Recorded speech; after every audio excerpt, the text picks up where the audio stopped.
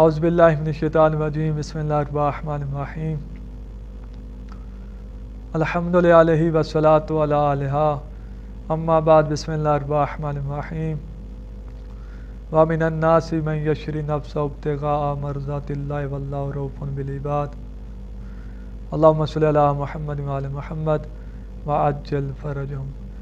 سامعین محترم، جیسا کہ آپ کو پتہ ہے کہ بندہ حقیر کتب تشیع کو تعارف کرا رہا ہے، وہ تعلیل بھی میں نے آپ کو بتا دی تھی پہلے والی ویڈیوز میں کہ کیوں میں نے تعارف کرانا شروع کیا، اور ساتھ ہی ساتھ میں ان آیات کا بھی تعارف کرا رہا ہوں جو مولا علیہ السلام کی شان میں نازل ہوئی ہیں۔ تو آج جس آیت کی میں نے تلاوت فرمائی ہے یہ اس وقت نازل ہوئی جب رسول خدا صلی اللہ علیہ وسلم نے ہجرت کا ارادہ کیا تو علیہ السلام کو بلایا اور فرمایا کہ یا علی، اللہ کا حکم ہے کہ تم ہجرت کرو، اور کفار کا بھی ارادہ بتایا تو آپ میرے بستر پر سو جائیں۔ تو مولا نے فرمایا کیا میں نے سونے سے آپ کی جان بچ جائے گی؟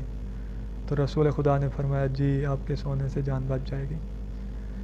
تو مولا علیہ السلام مسکرایا اور سجدہ شکر بجا لایا۔ میں نے حدیث کی کتب میں پڑھا ہے کہ سب سے پہلا جو سجدہ شکر ادا کیا وہ مولا علیہ السلام نے کیا، اور اس رات کیا، ہجرت والی رات۔ تو رسول خدا کے حکم کی تابعداری کرتے ہوئے وہ سو گئے اور رسول خدا ہجرت کر گئے، نائب رسول خدا بن کر رسول خدا کے بستر پر سوئے۔ رسول خدا نے امانتیں بھی دی تھی کہ یہ کفار کو کل واپس کر دینا، پھر آ جانا میری طرف۔ تو اب اس واقعے سے یہی لگتا ہے، یہی ثابت ہوتا ہے، اور عقل بھی یہی کہتا ہے کہ رسول خدا ایک شہر سے دوسرے شہر جا رہے ہیں تو وہ اپنے نائب بنائے بغیر نہیں جا رہے ہیں۔ تو یہ کیسے ممکن ہے کہ رسول خدا ہمیشہ کے لیے اس دنیا سے جا رہے ہوں تو انہوں نے اپنا نائب نہ بنایا ہو؟ یہ عقل بھی قبول نہیں کرتا۔ تو اللہ تبارک و تعالیٰ نے رسول خدا، جب مولا السلام سو گئے نا، تو اس وقت رسول خدا پر آیت نازل کی کہ لوگوں میں سے کوئی ایسا بھی ہے جو اللہ کی رضا خریدنے کے لیے، اللہ کی رضا جوئی کے لیے اپنی جان بیچ ڈالتا ہے۔ تو یہ مولا علیہ السلام کی ایک بہت بڑی فضیلت ہے کہ اللہ کی رضا جوئی کے لیے مولا نے اپنی جان بیچ ڈالی۔ تو سب علماء اہل سنت اور تشیع علماء سب نے لکھا ہے کہ یہ مولا علیہ السلام کی شان میں نازل ہوئی۔